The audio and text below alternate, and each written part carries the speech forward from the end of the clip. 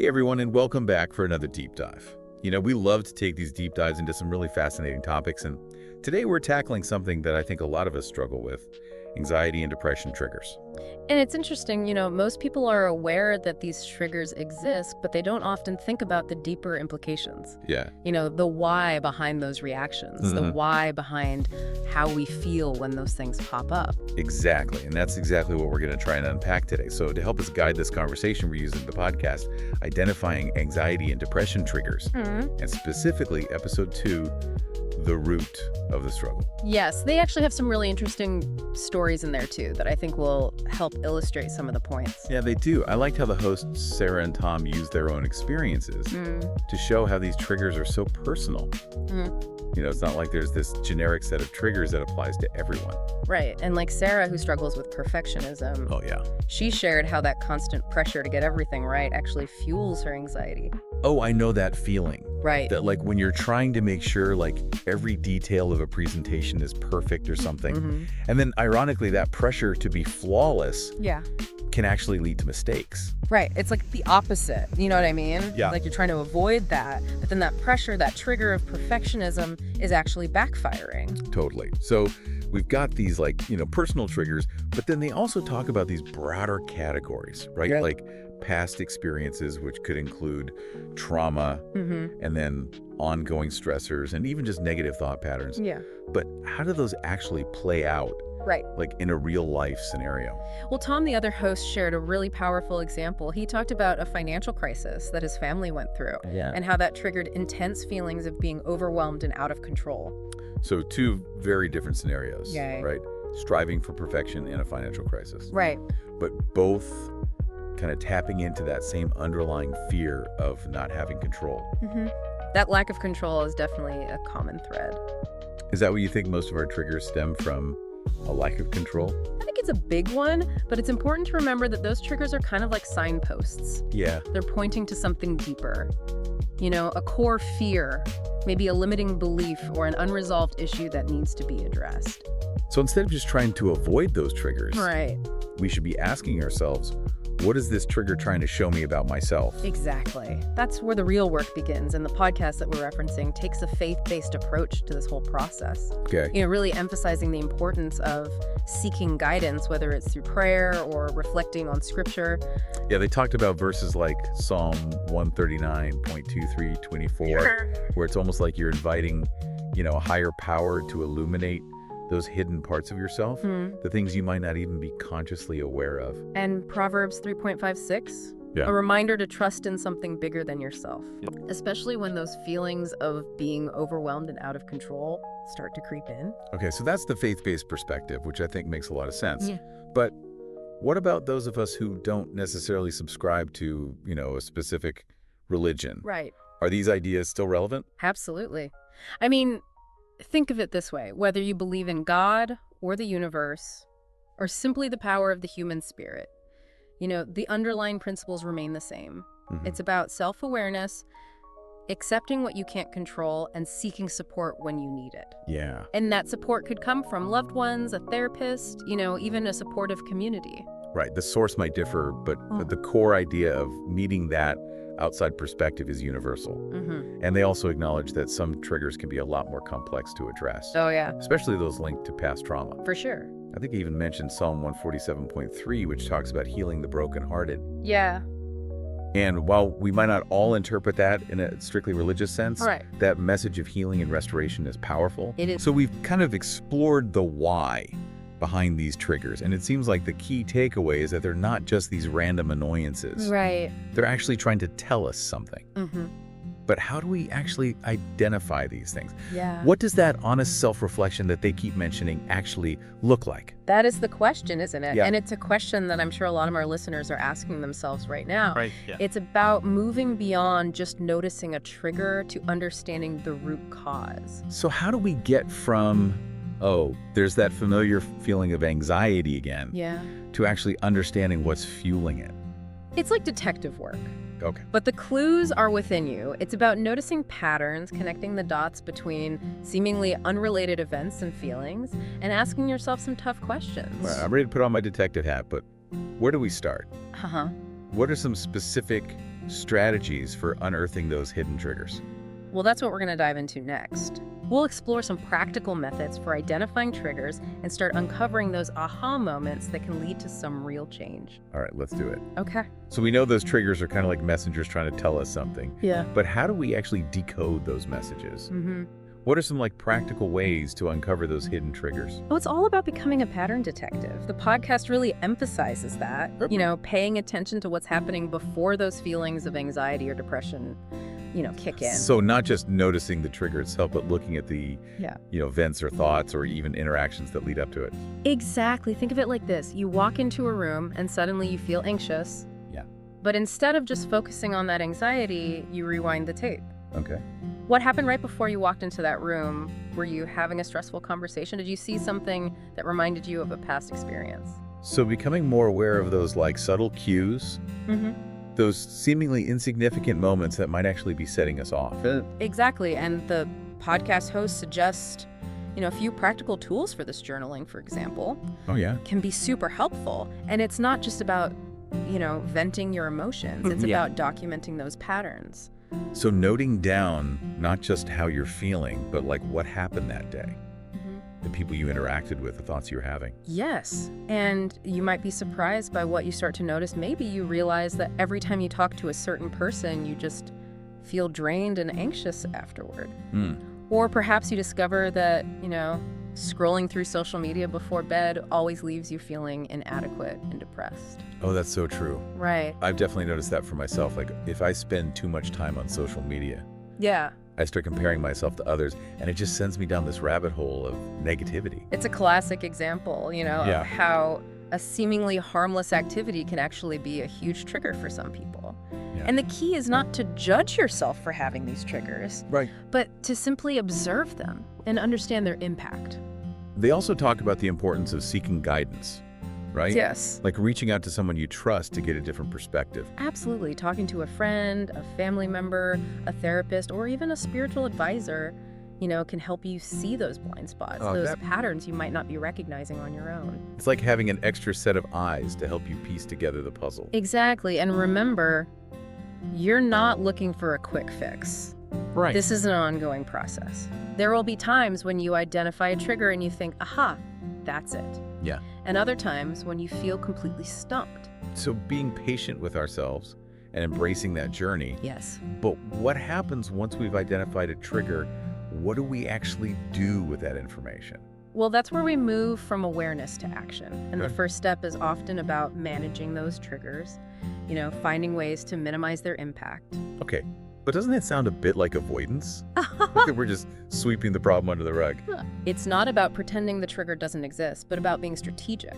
Remember that peanut allergy analogy we talked about earlier? Oh, yeah. You can't force yourself to like peanuts, right? But you can choose to avoid them to protect your health. Okay, so if we know that certain situations or thoughts are going to trigger us, we can make choices to minimize our exposure to them. Exactly. And that might look different for everyone. Yeah. Maybe it's setting boundaries with certain people, limiting your time on social media, or practicing relaxation techniques when you feel overwhelmed. It's about taking control of the things we can't control. Exactly. And realizing that we don't have to be a victim of our triggers. Absolutely. And it's important to remember that this is an ongoing process. There will be times when you're more susceptible to triggers, maybe due to stress or life changes, and that's okay. So it's about progress, not perfection. Yes. And having those tools in our toolbox to help us navigate those bumps. The podcast also highlighted journaling as a really powerful way to process emotions and work through those trigger moments. So it's not just identifying the trigger, but also exploring what it brings up for you. Okay, I felt anxious when my boss criticized my work. Right. What is that feeling really about? Is it fear of failure? Is it a need for approval? Exactly. Journaling can help you unpack those deeper layers. Yeah. And gain more clarity on those underlying issues. And for those who, find comfort in faith, prayer can be a real source of strength and guidance in those moments. Absolutely. It's like handing those anxieties over to a higher power. And even if you don't identify with a specific religion, there's something powerful about surrendering those worries and trusting that there's something bigger than yourself at play. For sure. It's about tapping into that inner resilience, that sense of hope that can help us get through those tough times. Now, the podcast also emphasized finding healthy outlets. Oh, yeah. And that's stress and anxiety. Things like exercise, spending time in nature, pursuing creative hobbies. It's like giving yourself permission to recharge and do things that bring you joy, which can be so important when you're feeling overwhelmed. And let's not forget the power of laughter.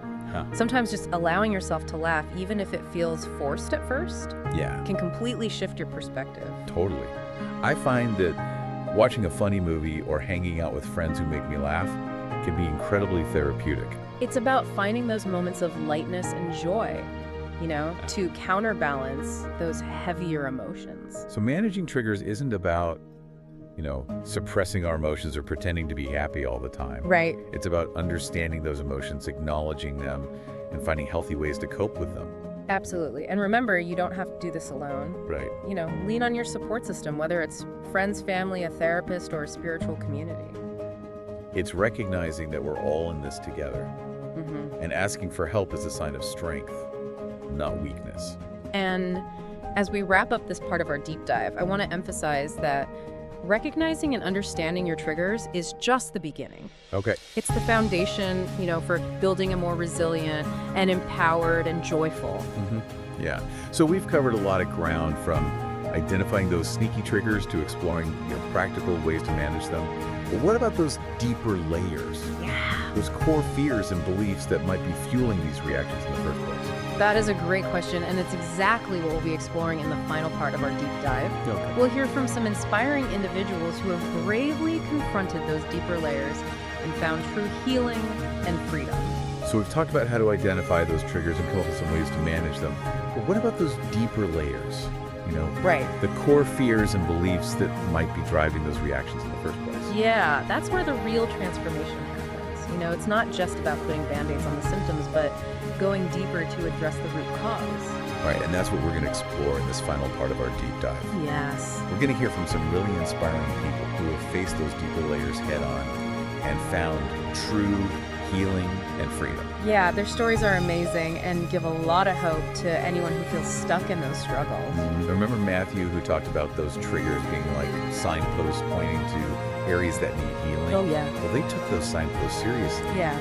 And embarked on this journey of self-discovery, really guided by their faith, and realized that a lot of their anxieties stemmed from past experiences and those negative thought patterns that had just taken root. Right. And they decided to actively challenge those thoughts. Yeah. And replace them with more positive and affirming beliefs. Matthew found a lot of comfort in Scripture, too. Yeah. Using verses like Psalm 46.10, "Be still and know that I am God," Oh, wow. to remind them to surrender their worries and trust in a higher power. Their experience is such a beautiful example of how faith can be such a powerful source of strength and healing. It is. But even if you don't come from a faith-based background, Right. there's still a universal lesson here.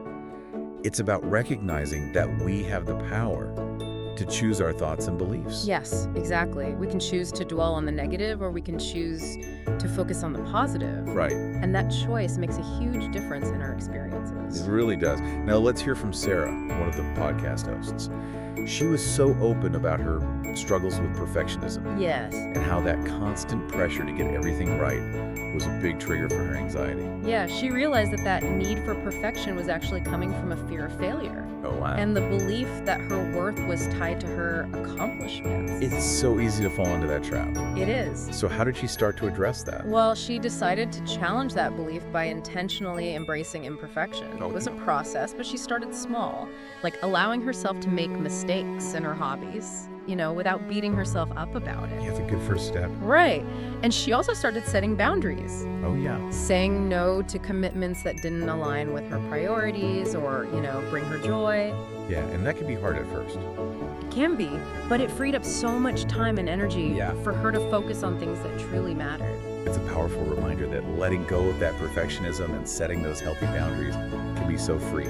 It really is. And now Tom, the other host, shared his experience with feeling out of control. Oh, yeah, that was a big one for him. It was, and he decided to tackle it head on by focusing on what he could control. Okay, so what did that look like for him? Well, he started with small changes in his daily routine. Like what? Things like planning his meals for the week, setting aside time for exercise, creating a budget to manage his finances. So it's like those small acts of taking control. Right. It gave him a sense of agency and helped him feel more grounded. And he also realized that his tendency to catastrophize, always imagining the worst case scenario, was making that anxiety worse. Absolutely. So he started to challenge those negative thoughts. Right. Asking himself, what's the most likely outcome? What evidence do I have to support this fear? It's a great example of how you can reframe your thinking and actually reduce that anxiety. Yes, exactly. And finally, we heard from Emily, a listener who called in and talked about their experience with social anxiety. Social anxiety can be so debilitating. It can be...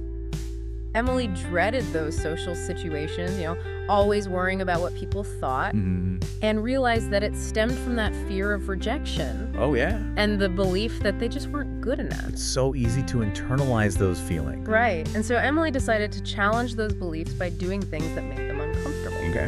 They started striking up conversations with strangers. Oh, wow. At the grocery store, just practicing engaging in those low-stakes social interactions, and slowly started to build up that confidence. What a great strategy. Yeah, and they also started practicing mindfulness to manage their anxiety. Oh, yeah. Learning to focus on their breath, notice their surroundings, and engage in positive self-talk. Those are such great tools for grounding yourself in the present moment. They are. Emily's story really shows the power of facing your fears, challenging those beliefs, and developing those coping mechanisms. It's so inspiring to see how they turn those struggles into strengths. It is, and all of these stories really show us that while those triggers can point to some pretty deep fears and beliefs, they don't have to control our lives. Right. We can challenge them and reframe our thinking and ultimately create a more fulfilling life. Absolutely. So what are some key takeaways for our listeners today? Well, first and foremost, remember that those triggers aren't the enemy. They're trying to tell you something. They're pointing to those areas of your life that might need a little bit of extra TLC. And there are so many strategies and resources available to help understand and manage those triggers we've explored a lot today. But this is really just the tip of the iceberg. Right. Don't be afraid to experiment, Find what works best for you and seek support when you need it. Yes. Whether it's a therapist, a support group, a trusted friend, a spiritual advisor, there are people who care. Absolutely. And never underestimate the power of your own inner resilience. That's right. You are stronger than you think. You are. And you have the power to heal and grow. This journey of self-discovery and healing, it's a marathon, not a sprint. Yeah. Be patient, celebrate your progress, and never give up. Great advice. Well, thanks for joining us on The Deep Dive. We'll see you next time.